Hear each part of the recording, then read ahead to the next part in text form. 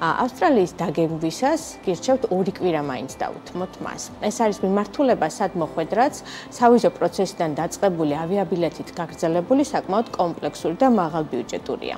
ამიტომ გირჩევთ ადგილზე 14 ღამე მაინც გაატაროთ. ტურის კუთხით გირჩევთ დაიწყოთ სამხრეთ-დასავლეთიდან ადელაიდეში ჩაფრენით და გაუყვეთ სანაპირო გზას. ადელაიდეში 3-4 ღამე მაინც უნდა გაატაროთ, რადგან სწორედ აქედან შეგიძლიათ მოხვდეთ კენგურუების კუნძულზე, რომელიც ინფრასტრუქტურულად ძალიან გამართულია და კენგურუებთან ერთად მრავალ სხვა სანახაობასაც გპირდებათ. შემდეგ კი სანაპირო გზით უნდა წახვიდეთ მელბურნისკენ. სასურველია ღამისთევა პორტლენდში დაგეგმოთ ან რომელიმე სხვა ქალაქში, რადგან გზა საკმაოდ გრძელია. მელბურნში ყოფნისას შეგიძლიათ კუნძულ ტასმანიაზე გადახვიდეთ. კუნძული ცნობილია თავისი უნიკალური ბუნებით და ფაუნით.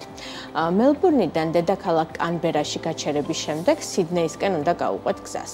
სიდნეიში გირჩევთ 4 დღე მაინც გაჩერდეთ, რადგან ბევრი რამ არის სანახავი.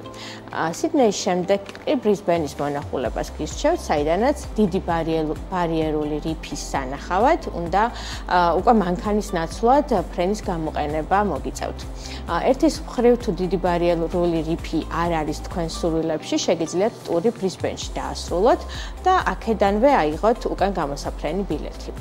დიდი ბარიერული რიფის ექსკურსია ბრისბენიდან ფრენით დაახლოებით 2-3 დღეანია.